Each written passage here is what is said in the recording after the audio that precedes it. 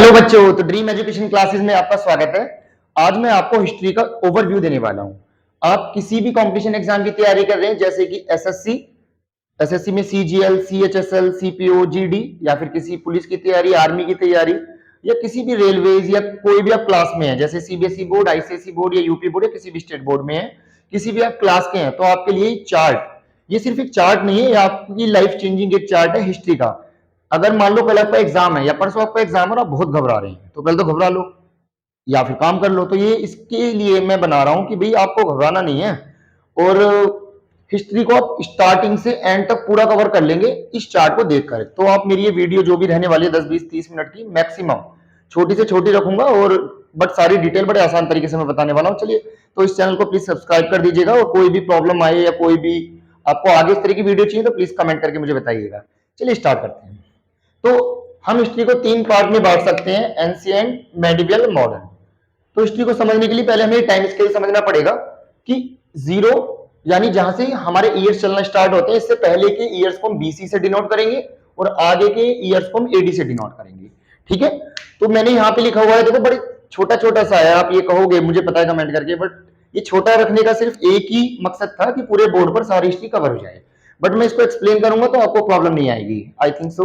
ठीक है, तो वैसे तो हिस्ट्री को रामायण महाभारत भी इंक्लूड होती है, बट ये सिलेबस में कुछ नहीं होती किसी के, तो इसको आप देख लीजिएगा। तो हम यहाँ से स्टार्ट करेंगे आईबीसी से, इंडस वैली सिविलाइजेशन, जिसे हड़प्पा सभ्यता या सिंधु घाटी की सभ्यता भी कहते हैं हिंदी में। और ये लगभग 1700 से 2000 बीसी में हुई थी, और लगभग लगभग होती है ये, मतलब क्लियर कट किसी को नहीं पता होती।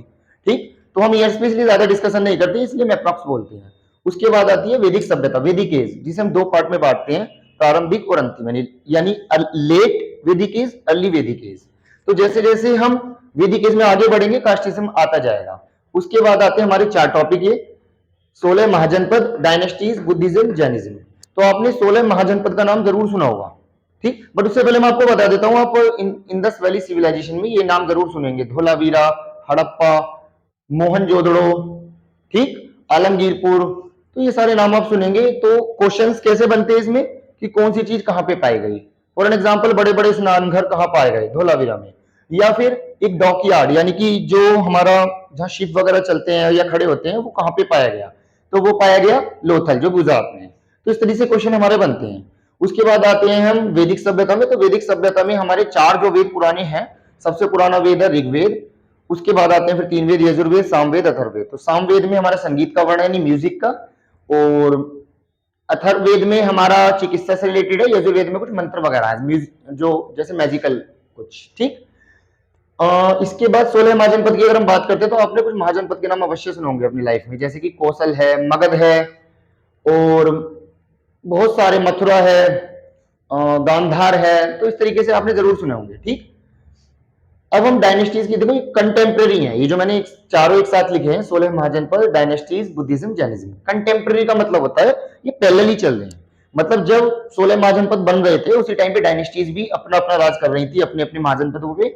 और उसी टाइम पे बुद्धिज्म और जैनिज्म, जो कि वैदिक एज से काफी नाराज थे, नाराज इन द सेंस कि उन्हें पसंद नहीं आ रही थी वैदिक एज के जितने भी रिचुअल्स थे, तो उन्होंने अपना कुछ ऐसा धर्म बनाने की नहीं सोची थी, बट वो बाद में जाके बन गया। ठीक, तो ये कुछ मतलब विचारधाराएं हैं, साइकोलॉजी है कि बुद्धिज्म और जैनिज्म। ठीक है, बुद्धिज्म में आप गौतम बुद्ध के बारे में पढ़ोगे, उनके बचपन का नाम सिद्धार्थ था, उन्होंने क्या क्या प्रिंसिपल्स बताए, आगे जाकर इनकी मीटिंग्स भी हम पढ़ेंगे। जैनिज्म में सबसे ज्यादा फेमस रहे थे महावीर स्वामी, जो कि 24वें तीर्थंकर थे। ठीक, इसके बाद अगर हम डायनेस्टीज को थोड़ा सा पढ़ना स्टार्ट करें, तो हम देखेंगे सबसे पहले हरियक, या हरियंका डायनेस्टी आती है, जिसकी स्थापना बिंबिसार ने करी थी। तो इसे पितृहंता डायनेस्टी भी बोलते हैं, मतलब अपने पिता की हत्या करके जो बेटा है वो गद्दी पर बैठ जाता है। गलत है, बट क्या कर सकते हैं। तो बिंबिसार का बेटा था अजातशत्रु, अजातशत्रु के बाद गद्दी पर बैठता है उदयन, उदयन के बाद गद्दी पर बैठता है नागदशा।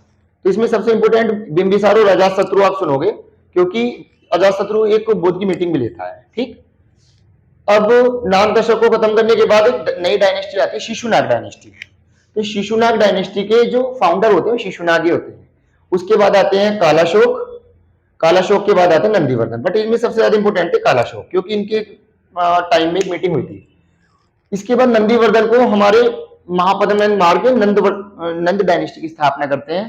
तो नंद डायनेस्टी यहाँ पे आ जाती है, इसमें आते हैं महापद्मनंद और घनानंद। ठीक है, अब घनानंद इतने ठीक रूलर नहीं थे, तो चाणक्य ने सोचा सिकंदर, जिसका आपने नाम जरूर सुना होगा, जो सिकंदर था, अलेक्जेंडर बोलते हैं इसे इंग्लिश में, कि वो आ रहा था इंडिया की तरफ, तो कौटिल्य जो थे, जो भारत के जो अर्थशास्त्र के जनक के नाम से जाने जाते हैं, द फाउंडर ऑफ इकोनॉमिक्स, तो उन्होंने सोचा कि ये घनानंद जो है ये संभाल नहीं पाएगा, अगर वो अटैक करेंगे तो क्यों ना मैं यहाँ पे किसी अच्छे कुशल राजा को बिठाऊं, तो उसने चंद्रगुप्त मौर्य की हेल्प करी घनानंद को हराने में। तो चंद्रगुप्त मौर्य यहाँ पे आ जाते हैं।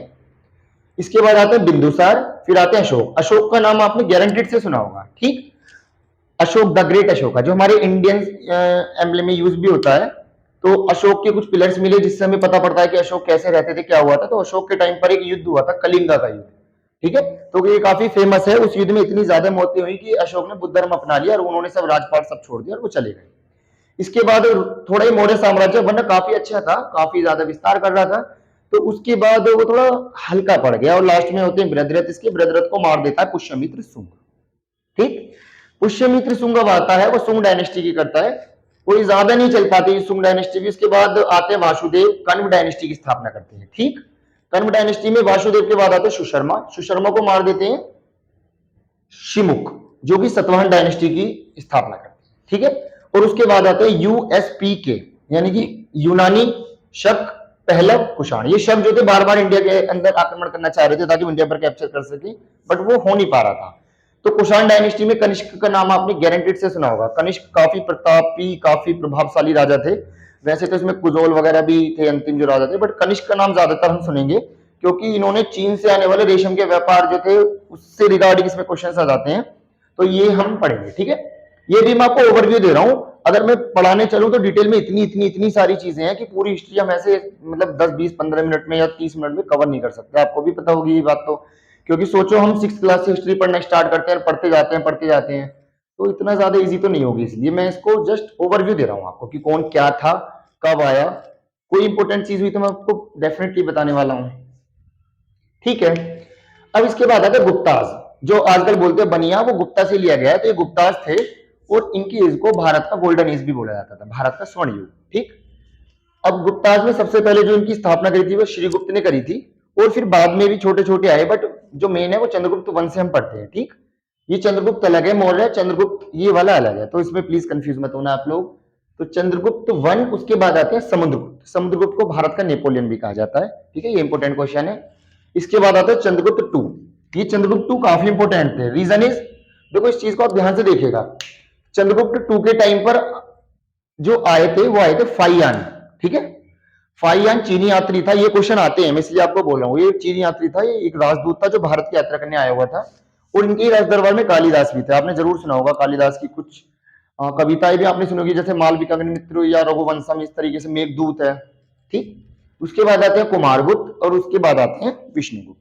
इसमें से क्वेश्चंस बनते हैं, जैसे नालंदा यूनिवर्सिटी किसने बनाई, क्या हुआ उसका, ये किसने किया, इस तरीके से, बट वो डिटेल में हम पढ़ेंगे। लास्ट में आती है वर्धन डायनेस्टी, इसकी भी पूरी एक अलग कहानी है, शशांक की या राज्यवर्धन, बट इसमें सबसे फेमस राजा था हर्षवर्धन। आपने डेफिनेटली सुना होगा ये नाम। हर्षवर्धन के राज्य में एक चीनी यात्री फिर से आया था जिसका नाम था हेनसांग। देखो मैं याद कैसे रखता हूं, एच से हर्षवर्धन और एच से हेनसांग, ठीक है।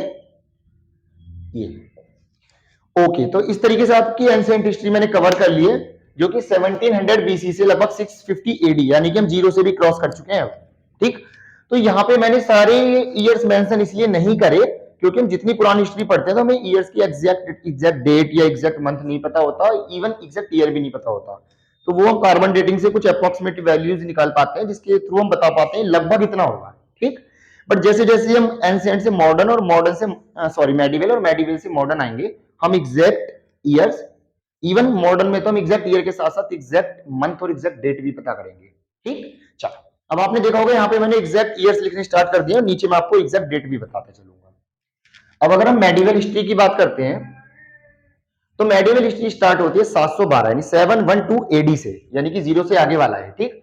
तो यहाँ पे होता क्या है कि इंडिया के लेफ्ट में जो पार्ट है ना सर, अफगानिस्तान, सिंध, यहां से कुछ लोग आना स्टार्ट करते हैं इंडिया को देखकर कि भाई ये तो इंडिया काफी अच्छा है। तो सबसे पहले आता है ये सुल्तान होता है वहां का, जो हमारे सिंध का पार्ट है, अफगानिस्तान का पार्ट उधर साइड का। तो सबसे पहले आता है मोहम्मद बिन कासिम। ये MBQ का मतलब है यहाँ पर मोहम्मद बिन कासिम। मोहम्मद बिन कासिम के बाद आते हैं मोहम्मद गजनी, ठीक है, कुछ इसे मोहम्मद गजनवी बोलते हैं। आपने जरूर पढ़ा होगा कि सोमनाथ के मंदिर को 16 बार या 17 बार किसने लूटा, तो वो क्वेश्चन का आंसर है मोहम्मद गजनी या गजनवी। ठीक।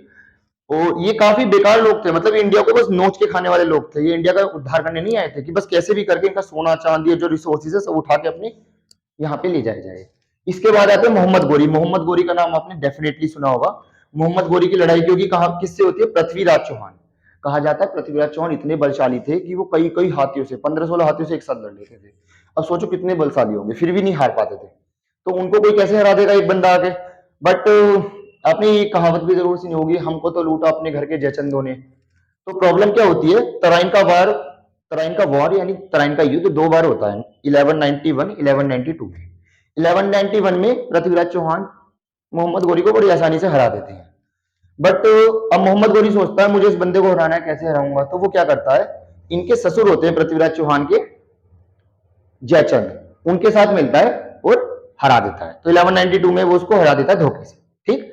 अब जयचंद जो है उसको गद्दी पर बिठा देता है लालच देके कि मैं आपको राजा बनाऊंगा, और बाद में इनके साथ चंदावर का युद्ध होता है नेक्स्ट ईयर, और उनको हरा देता है। ठीक। और ऐसे ही होता है आगे भी, अगर देखो कि ब्रिटिश भी ऐसे ही करते हैं, इसे कूटनीति बोलते हैं। ठीक है। तो ये कहावत भी आपने जरूर सुनी होगी कि पेड़ के कटने का कभी किस्सा ना होता, पेड़ के कटने का कभी किस्सा ना होता अगर कुल्हाड़ी में उसी का हिस्सा ना होता। तो बस गहरी बात है, आप सोचेगा कि कुल्हाड़ी में लकड़ी का जो हैंडल लगा होता है ना, वही उस पेड़ को काट रहा है। तो यही हमारे इंडिया के साथ होता है। इंडिया इतनी सोने की चिड़िया कहा जाने वाला एक देश जो बढ़ता जा रहा है, लूटता जा रहा है, ऐसे कैसे हो रहा है। मतलब आप हिस्ट्री को बड़े डीप में जितना पढ़ेंगे ना, एक स्टोरी की तरह, एक अपनेपन की तरह, आपको फील होगा कि यार गलत हुआ इंडिया के साथ। ठीक है, हम ज्यादा इमोशनल नहीं होते। अब हम स्टार्ट करते हैं कुछ मेन डायनेस्टीज। देखो यहां से कुछ मेन डायनेस्टी स्टार्ट होती हैं, तो मैं आपको एक ट्रिक बताता हूं, GKTS है। तो इसको आप याद कैसे करोगे, आप इसको 2 तरीके से याद कर सकते हैं। कुछ लोग कहते हैं गुड़ खा तसले में, ठीक है, गुड़ खा तसले में, बट मैं कहता हूं जी के तसल्ली से पढ़ो। फिर से देखो, जी के तसल्ली से पढ़ो। तो यानी Ghulam dynasty, Khilji dynasty, Tughlaq dynasty, Sayyid dynasty और लोधी डायनेस्टी, ये 5 डायनेस्टी हैं जिन्हें दिल्ली सल्तनत के नाम से जानते हैं। किस नाम से जानते हैं, दिल्ली सल्तनत के नाम से। ठीक है, दिल्ली सल्तनत के नाम से। इसके बाद मुगल सल्तनत आएगी, वो हम पढ़ेंगे। पहले गुलाम डायनेस्टीज की हम बात कर लेते हैं। 1206 से 1290 के बीच में आती है गुलाम डायनेस्टी। अब होता क्या है, ये मोहम्मद गौरी जो पृथ्वीराज चौहान को हरा देता है, ये खुद यहाँ पे राज नहीं करता, ये अपने किसी स्लेव को भेज देता है, इसलिए इसे स्लेव डायनेस्टी भी कहते हैं। गुलाम को इंग्लिश में स्लेव ही बोलते हैं। ठीक। तो अपने स्लेव को भेज देता है। अब कहता है वहां पे आप इंडिया के ऊपर राज करो, और जैसी जैसी अभी खबर है हम बताते रहो। तो सबसे पहला जो स्लेव आता है वो कुतुबुद्दीन ऐबक। आपने डेफिनेटली ये सुना होगा कि कुतुब मीनार की स्थापना किसने करी, तो वो ये कुतुबुद्दीन ऐबक। ठीक है, काफी इंपॉर्टेंट चीज है, और इसे लाख बख्श के नाम से भी जाना जाता था, क्योंकि ये लाखों दान दे देता था। इसके बाद आते इल्तुतमिश, जो इनके दामाद थे। ठीक। वैसे तो ये अपने बेटा राम शाह को बनाना चाहते थे, बट उसकी हत्या कर दी इल्तुतमिश ने, वो बन गया। यही होता आता था इनके यहाँ पे, जब मतलब जितनी भी डायनेस्टी चल रही है आप देखते जाओगे। तो इल्तुतमिश ने कुतुब मीनार का निर्माण पूरा करा। ठीक है, कुतुबुद्दीन आधा बना दिया था, बट उसके बाद वो चौगान खेलते टाइम उसकी मृत्यु हो गई थी, तो इल्तुतमिश ने पूरा किया। उसके बाद बनते हैं रुकनुद्दीन फिरोज, बट ये ज्यादा प्रभावशाली राजा नहीं थे, तो इसीलिए रजिया सुल्ताना को आना पड़ा। तो क्वेश्चन यहाँ पे आता है कि first female ruler in India is Razia Sultana. ठीक है, इन दिल्ली सल्तनत। उसके बाद नसरुद्दीन महमूद, ये सारे इंपोर्टेंट नाम नहीं है, बट नीचे वाला बलबन काफी इंपोर्टेंट नाम है। ठीक है, तो ये बलबन के ऊपर काफी क्वेश्चन आते हैं कि नवरोज का तैयार जो त्योहार होता है वो किसने स्टार्ट किया था, वो बलबन ने किया था। उस नवरोज के त्योहार में ही आगे जाके शाहजहां और मुमताज मिलते हैं। आपने जरूर डेफिनेटली नाम सारे सुने होंगे।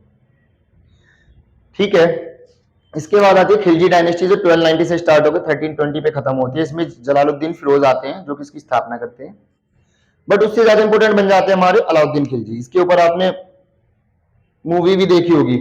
ठीक है, अलाउद्दीन खिलजी के ऊपर जो पद्मावत करके मूवी आई थी, इसमें इनकी लड़ाई किसी राजपूताना रूलर के साथ होती है, तो वहां पे उनकी वाइफ इन्हें पसंद आती है। पूरी मूवी है, तो इसको आप देख लीजिएगा अगर आप देखना चाहो, बट मूवी में काफी पार्ट घुमा देते हैं, तो इसके ऊपर आप स्टडी कर सकते हैं। ठीक। अब इन्होंने काफी काफी चीजों की स्थापना करी, वो इंपोर्टेंट जाती है, उनको हम डिटेल में पढ़ाई करेंगे। फिर आते हैं मुबारक खिलजी, जो इंपोर्टेंट नहीं है। ठीक। 1320 में तुगलक डायनेस्टी की स्थापना होती है, जो 1398 तक चलती है। तो सबसे पहले आते हैं गयासुद्दीन तुगलक। इतने इंपोर्टेंट नहीं है, बस उससे ज्यादा इंपोर्टेंट है मोहम्मद बिन तुगलक। ठीक। मोहम्मद बिन तुगलक को पागल राजा भी कहा जाता था। वैसे तो बहुत पढ़े लिखे थे, बट कहते हैं कि कभी अपनी राजधानी दौलताबाद ले जाते थे, फिर वापसी से नॉर्थ में ले आते थे, तो इसलिए इनको बोलते थे। ठीक। इनके दरबार में एक रूलर आया था, मोरक्को से आया था, जिसका नाम था इब्न बतूता। आपने डेफिनेटली सुना होगा ये नाम।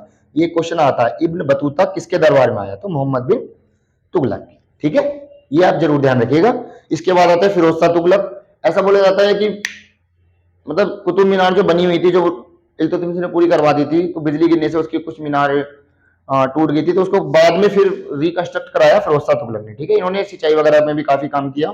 उसके बाद एक छोटा सा नाम है, इसे याद बिल्कुल मत देखना, क्योंकि तो जस्ट मैंने पूरा करने के लिए लिखा है कि भी कौन कौन आया था, बट इंपॉर्टेंट नहीं है। ठीक है, आगे 1414 में अगर हम चलते हैं तो यहाँ पे सैयद डायनेस्टी आती है। सैयद डायनेस्टी पूरी इंपॉर्टेंट है ही नहीं, मतलब इससे क्वेश्चन ज्यादा नहीं आते। अगर आप आईएएस पीसीएस की तैयारी कर रहे हैं तो देखो बात अलग है, बट एसएससी या क्लासेस जितने बोर्ड वगैरह होते हैं इनमें नहीं आते। ठीक है, तो सैयद डायनेस्टीज में खिजर खान और मुबारक शाह। ओके, 1451 में अब आती है लोधी डायनेस्टी। इसके सबसे ज्यादा इंपॉर्टेंट होते हैं इब्राहिम लोधी, वो भी इसलिए क्योंकि क्वेश्चन आता है पानीपत का फर्स्ट बैटल कब हुआ। तो बहलोल लोधी इसकी स्थापना करते हैं, और सिकंदर लोधी भी यहाँ इंपॉर्टेंट है क्योंकि आगरा की स्थापना किसने करी? सिकंदर लोधी ने। ठीक है, उसके बाद इब्राहिम लोधी आते हैं। इब्राहिम लोधी इसलिए इंपॉर्टेंट है क्योंकि पानीपत का जो प्रथम युद्ध हुआ था 1526 यानी 1526 में, वो किस किस के बीच में हुआ था? बाबर और इब्राहिम लोधी के बीच। ये क्वेश्चन बड़ा इंपॉर्टेंट है। ठीक है, जो पानीपत का फर्स्ट बैटल हुआ था। इसके बाद बाबर जो है वो मुगल डायनेस्टीज की स्थापना कर देते हैं। मुगल एक पूरा का पूरा पीरियड चलता, मुगल पीरियड, मुगल काल।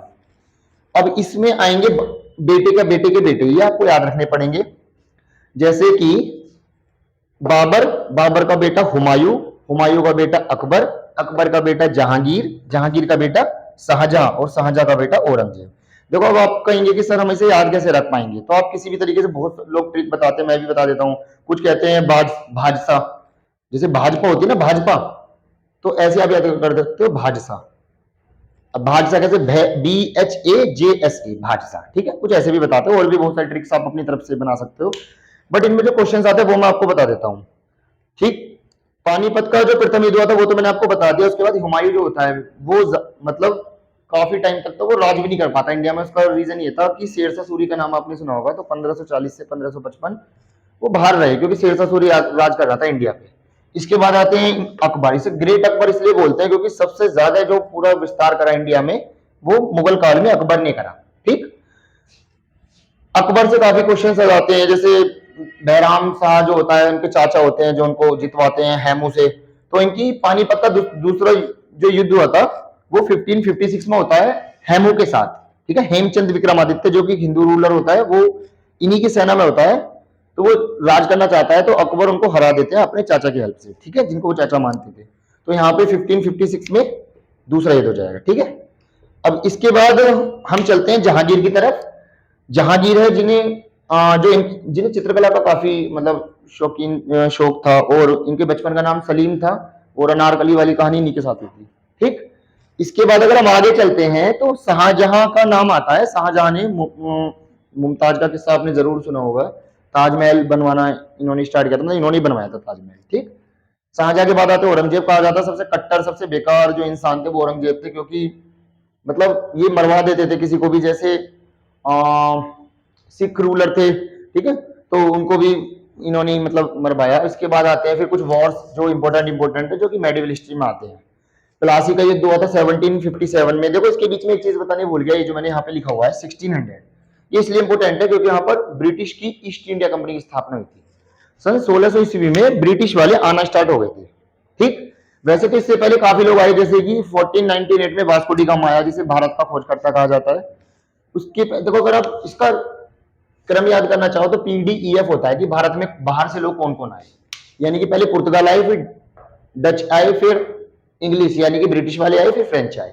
ठीक है, तो 1600 में ब्रिटिश एंट्री मार चुका है, बट वो ये नहीं कह रहा कि हम आप पे राज करने आए हैं। वो जस्ट ये बोलने आया था कि हम आपके साथ व्यापार करने आए हैं, हम जस्ट इंडिया में एक्सप्लोरेशन करने आए हैं, फैक्ट्री की स्थापना करने आए हैं। बट यहां से अंग्रेज धीरे धीरे धीरे धीरे हटाते जाएंगे इंडिया के रूलर्स। जैसे कि 1757 में बंगाल का राजा नवाज सिराजुद्दौला, उसको हरा देते हैं।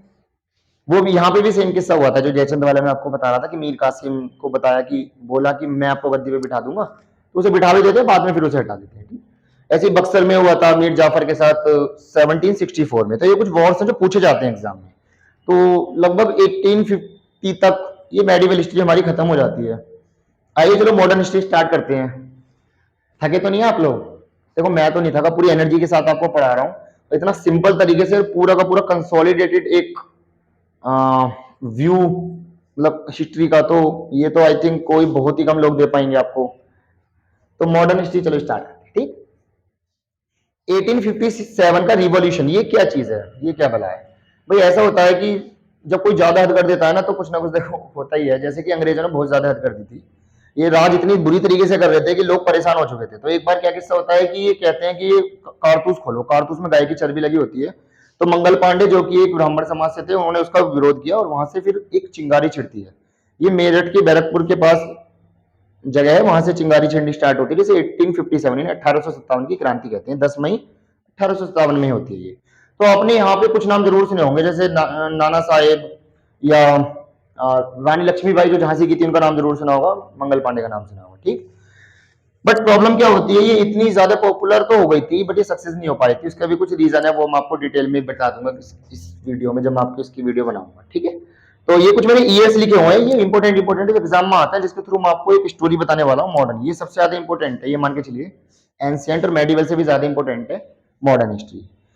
1875 में आर्य समाज की स्थापना होती है, जिसे स्वामी दयानंद सरस्वती करते हैं, ठीक। इससे पहले ब्रह्म समाज की स्थापना भी हो चुकी थी 1828 में, बट वो इतनी इंपॉर्टेंट नहीं है भी, बट इतनी नहीं है, इसलिए मैंने इसको मेंशन किया है, ठीक है। वरना ऐसा तो फिर बहुत सारी ऐसा जो इंपॉर्टेंट है, कहां तक कंप्लीट कर पाएंगे ऐसे ओवरव्यू में, वो डिटेल वीडियो में मैं आपको बता दूंगा, ठीक। 1885 में इंडियन नेशनल कांग्रेस की स्थापना हुई, यानी कि बीजेपी से भी पहले कांग्रेस आ चुकी थी 1885 में, ठीक। 1885 में इंडियन नेशनल कांग्रेस की स्थापना होती है। उसके बाद वैसे तो पहले बहुत सारी चीजें होती रहती है, बट मैं सारी चीजें मेंशन नहीं की, मैंने इंपॉर्टेंट की है, ठीक है। 1905 में बंगाल का डिवाइड हुआ था, ये क्या है? अब आप देखते हो अपने मैप में कि वेस्ट बंगाल, तो वहां वेस्ट क्यों लगा होता है? उसका रीजन है कि पहले अंग्रेजों ने, लॉर्ड कर्जन नाम था, इन्होंने बंगाल को दो पार्ट में बांट दिया था, ईस्ट बंगाल वेस्ट बंगाल। यही ईस्ट बंगाल बाद में 1971 में बांग्लादेश के नाम से बना, ठीक। तो ये वेस्ट बंगाल हमारे इंडिया के अंदर आ, वो ईस्ट बंगाल अलग कंट्री है। 1906 में मुस्लिम लीग की स्थापना हुई, इसका मतलब क्या है कि एक अलग मुस्लिम की लीग बनी, ठीक है। इसके बाद 1907 में कांग्रेस स्प्लिट हो गई, यानी कि जो पूरी कांग्रेस थी दो पार्ट में आ गई, नरम दल गरम दल। आपने डेफिनेटली सुने होंगे ये नाम कि भाई गरम दल में कौन थे? लाल बाल पाल, लाला लाजपत राय और विपिन चंद्र पाल और बाल गंगाधर तिलक, ये सब गरम दल से थे। और नरम दल से भी थे अरविंदो घोष वगैरह। तो इसे कांग्रेस स्प्लिट या सूरत स्प्लिट के नाम से जाना जाता है। मतलब सूरत के अंदर कांग्रेस की एक सेशन हुआ था जिसमें कांग्रेस दो पार्ट में बढ़ गई थी। 1914 से 1919 में प्रथम विश्व युद्ध हुआ, फर्स्ट वर्ल्ड वॉर। इसकी भी अलग से वीडियो बनाई जा सकती है। 1950 में गांधी जी इंडिया आते हैं, जो कि बाहर साउथ अफ्रीका गए हुए थे, ठीक। तो 9 जनवरी 1915 में गांधी जी आते हैं, इसलिए प्रवासी दिवस मनाया जाता है इंडिया के अंदर। ये इंपॉर्टेंट क्वेश्चन है। 1960 में एनी बेसेंट मद्रास के अंदर होम रूल लीग, ये लिखा हुआ है home rule league, home rule league की स्थापना करती है। इसके बाद 19 देखो गांधी जी आ गए हैं, तो वो ऐसे तो शांत बैठेंगे नहीं कि चलो ठीक है जो रहा होने दो। उन्हें इंडिया में जो भी हो रहा था सही नहीं लग रहा था, तो उन्होंने 1916 में सबसे पहले साबरमती आश्रम की स्थापना करी, जो इसमें लिखा हुआ नहीं है, वो आप याद कर लीजिएगा। 1917, 18, 19 यानी तीनों साल बैक टू बैक उन्होंने 3 सत्याग्रह किए। सत्याग्रह का मतलब अनशन पे बैठना, ये सब चीजें। तो इसको आप याद कैसे करोगे? इसको आप याद करोगे केक, कि गांधी जी ने केक खाया, ठीक। केक में ई नहीं लगाओगे, CAK यानी चंपारण, अहमदाबाद और खेड़ा, ये तीनों बैक टू बैक हुए। 1919 में सबसे ज्यादा भयानक जो घटना हुई 13 अप्रैल 1919, आपने ये पक्का सुना होगा, जलियांवाला हत्याकांड। इतना गलत हुआ था कि अंग्रेजों ने ये चाल खेली, सारे इंडियंस को बुला के एक जगह, मतलब ये गलत हुआ। वैशाखी वाले दिन हुआ था, बहुत इसे खूनी वैशाखी के नाम से भी जाना जाता है, क्योंकि बहुत इंडियंस मारे गए थे उनकी चालबाजी की वजह से, ठीक है। तो उसके बाद रोलैक एक्ट जो है 1919 में हुआ था। इनके बारे में डिटेल में आपको बता दूंगा वीडियो में। 1920 में हुआ था non corporation movement. Non corporation movement मतलब हम कोई कॉपरेट नहीं करेंगे अंग्रेजों के साथ, ये गांधी जी ने कहा। उन्होंने 1920 में चालू तो कर दिया, ठीक। बट प्रॉब्लम क्या है, 1922 में हमारे इंडियंस, कुछ इंडियंस की भीड़ ने एक गोरखपुर के पास एक जगह चोरा चोरी, वहां जाके थाने में आग लगा दी, क्योंकि अंग्रेज होते थे सारे जेलर या पुलिस वाले, तो काफी मतलब ये मान के चलो 20-22 लोग मर भी गए। तो प्रॉब्लम यहाँ पे हो गई। फिर गांधी जी तो अहिंसा को मानते थे, तो उन्होंने कहा कि भाई नहीं ऐसे नहीं चल पाएगा। फिर उन्होंने अपना असहयोग आंदोलन वापस ले लिया। ये क्वेश्चन आता है 1930 में सिविल डिसऑब्लियंस, मतलब क्या है कि हम कोई भी रूल नहीं मानेंगे ब्रिटिश गवर्नमेंट के द्वारा बनाया हुआ, तो इसे सविनय अवज्ञा आंदोलन भी बोलते हैं। इसके बाद 1939 से 1945 सेकंड वर्ल्ड वॉर होता है। ये काफी क्रूशियल पॉइंट था। कई बार बोलते हैं ना कि हमारी स्किल हमें नहीं जिताती, सामने वाले की कमजोरी भी हमें जिता देती है।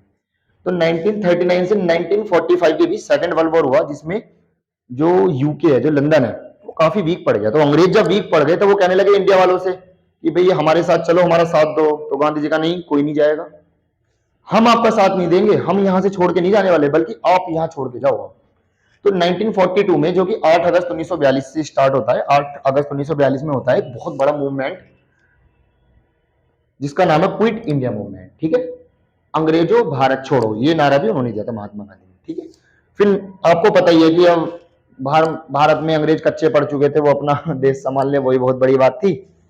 तो 1947 में, 15 अगस्त 1947 में भारत आजाद हो जाता है, और 1950 में संविधान भी लागू हो जाता है। संविधान को बनने में 2 वर्ष 11 माह 18 दिन का समय लगा, और इसके निर्माता जो थे वो भीमराव अम्बेडकर जी थे। ठीक है, जो ड्राफ्ट मैन बोले जाते हैं, उसको ड्राफ्ट किसने किया। तो कॉन्स्टिट्यूशन लागू हुआ था 26 जनवरी 1950। देखो होता क्या है, कई बच्चे 6th में भी होते हैं, 8th में भी आ जाते हैं, 12th भी हो जाती है, बड़े भी हो गए, बट उन्हें यही नहीं पता होता कि 15 अगस्त और 26 जनवरी में अंतर क्या होता है। तो आपको प्लीज पता होना चाहिए, बहुत छोटी छोटी चीजें होती हैं। थैंक्स। तो आई होप ये वीडियो आपको पसंद आई होगी, और ये भी मेरा स्टार्टिंग पॉइंट है, स्ट्रगलिंग पॉइंट है, बट मैं चाहता हूं कि आप लोगों को इसी तरह का कंटेंट, फॉर एन एग्जाम्पल आपका 2 दिन बाद एग्जाम है, 5 दिन बाद एग्जाम है, तो आप किस तरीके से कवर करोगे, तो सारी चीज आपको एक चार्ट में मिल जाएंगी। आप इसका स्क्रीनशॉट ले सकते हैं, मैं साइड में हो जाता हूँ। ठीक, तो प्लीज मुझे सपोर्ट करिएगा, और वीडियो को लाइक और चैनल को सब्सक्राइब कर दीजिएगा, और ज्यादा से ज्यादा अपने फ्रेंड्स में शेयर करो। ठीक है, प्लीज, मतलब मैं काफी मेहनत कर रहा हूँ इस चैनल को ग्रो करने के लिए, तो प्लीज आप लोग मेरा हेल्प एंड सपोर्ट करिएगा। Thank you.